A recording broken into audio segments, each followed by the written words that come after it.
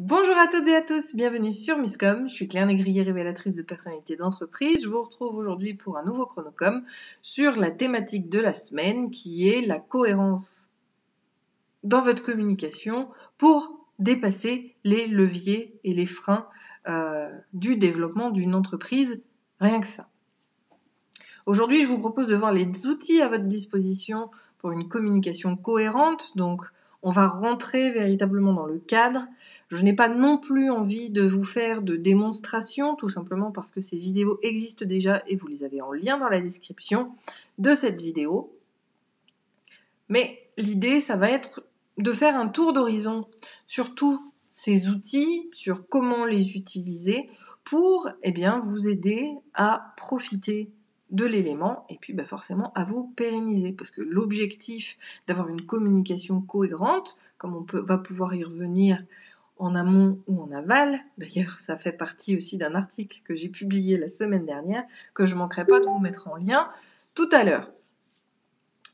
Hop, excusez-moi, il faut que je quitte un certain nombre d'éléments, voilà.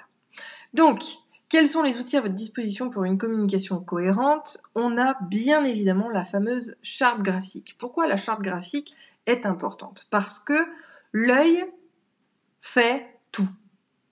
Faut pas se leurrer. La fameuse idée de la première impression, en neuromarketing on appelle ça l'effet de halo, c'est les mêmes systèmes, c'est-à-dire c'est l'impression qu'on va avoir d'une marque au premier coup d'œil. Et j'entends bien au premier coup d'œil. Donc tout ce qui va être graphique va être indispensable à gérer et à faire et à mettre en œuvre de manière absolument qualitative et redondante vis-à-vis de sa com pour avoir une prestance, encore une fois, on parle vraiment de prestance et de présentation professionnelle de votre marque, de votre entreprise. Donc le côté graphique va avoir un impact très important. Vous savez qu'un paquet cadeau, même si on dit que finalement il faut que le fond est le plus important, non, la forme aussi va l'être. Si l'emballage est pourri, on n'a pas envie de l'ouvrir et en général, le cadeau fait beaucoup moins plaisir que s'il était dans un bel emballage.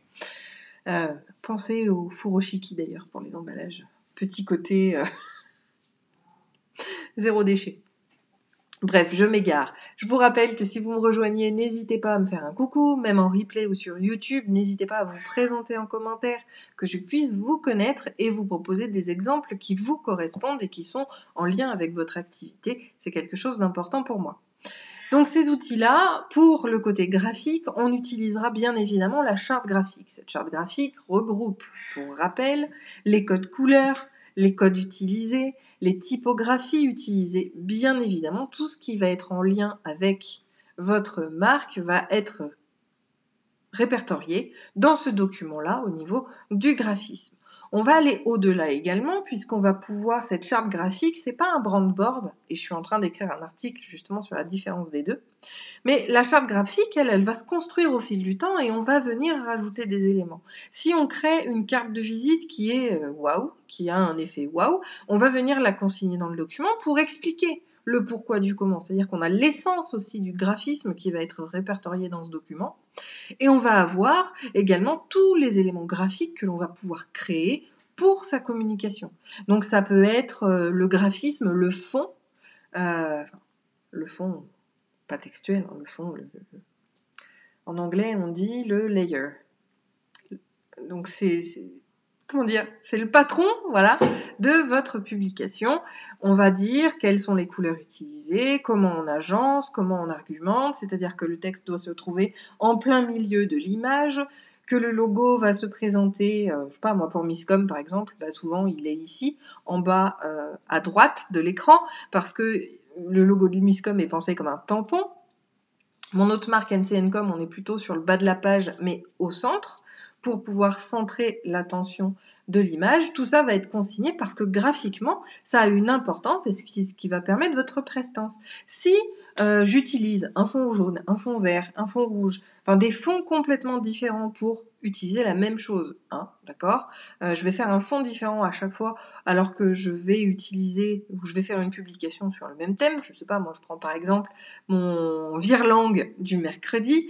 Le virelangue, lui, si je le mettais sur des fonds totalement différents, l'œil ne serait pas accroché, les gens n'auraient pas le réflexe de le trouver. C'est-à-dire que dans le feed, il passerait complètement inaperçu comme une publi standard parce qu'il n'est pas cadré. Le fait de répéter la même image tout le temps, c'est créer une habitude également qui permet d'engager, d'avoir de l'engagement auprès de sa communauté. Donc c'est quand même quelque chose d'élémentaire et d'indispensable pour pouvoir gagner en visibilité, en engagement et forcément en retour. Donc ça, c'est le premier point. Si jamais on avait des fonds totalement différents à chaque fois, on n'aurait aucune accroche visuelle qui marquerait vraiment les esprits et qui nous permettrait de nous différencier. Donc ça, c'est vraiment pratico-pratique pour vous expliquer l'importance de déterminer justement un fond qui soit strictement le même pour quelque chose qui va être récurrent, de manière à avoir quelque chose de cohérent et de marquant. Encore une fois, l'important, c'est de travailler sur l'impact et absolument pas... La visibilité, c'est une chose, mais l'impact, c'est quand même primordial, puisque ça va avec la visibilité, mais de manière beaucoup plus impactante et importante. Donc, la charte graphique va vous permettre de consigner ça. Dès que vous allez utiliser, je sais pas, vous faites une plaquette, la plaquette, on va la consigner également dans la charte graphique pour identifier pourquoi est-ce qu'on a organisé telle chose, pourquoi est-ce qu'on a organisé telle autre, pourquoi est-ce que les éléments sont mis de telle manière ou de telle autre. Ça va nous permettre d'avoir un argumentaire et de revenir justement à l'essentiel de notre entreprise. Encore une fois, ça se réfléchit en termes stratégiques et les éléments ne sont pas mis au petit bonheur la chance, ils sont bien réfléchis parce qu'on souhaite mettre en avant telle chose, parce qu'il est important de mentionner telle autre, mais que dans l'ordre d'importance, elle est moindre. C'est un petit peu comme si je faisais le pendant avec la rédaction web, où on a le chapeau, les titres, les sous-titres, les paragraphes de 4-5 lignes, tout est bien organisé. Pour faciliter la lecture, et bien vis-à-vis du graphisme, ça va être exactement la même chose.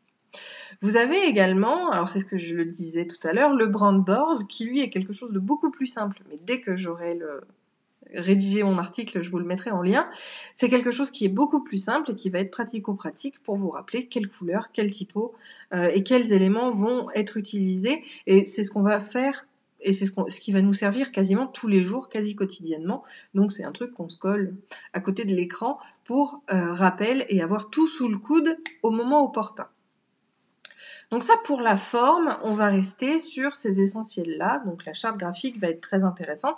Les maquettages vont être eux aussi très inspirants et très importants. Alors ça peut être avec les outils qu'on a aujourd'hui, type Canva, Designer, voilà. Ces outils-là, ces logiciels-là, qui ont en plus de ça un accès gratuit, vont vous permettre de venir faciliter ce côté graphique et ce côté rigoureux de votre communication pour aller beaucoup plus vite. Et on va aussi pouvoir présenter des maquettes. C'est-à-dire que, comme je le disais, le texte va à tel endroit, le logo sera à tel autre. On va pouvoir maqueter également sa communication pour aller toujours plus vite et garder une cohérence dans son marketing. Autre outil à disposition pour une communication cohérente, ça va être bien évidemment la charte éditoriale. La charte éditoriale, c'est celle qui va pouvoir vous répertorier et vous rappeler, encore une fois, on garde la source et l'origine de nos idées développées et mises en lumière par la stratégie. Ça va être de pouvoir redonner l'objectif d'un outil, lui redonner son public, lui rementionner son pourquoi, lui expliquer sa périodicité, par exemple sur les réseaux sociaux, ça va être la publie du lundi, elle s'appelle comme ceci, donc on lui donne un intitulé. Elle est publiée tous les lundis, donc on redonne la périodicité.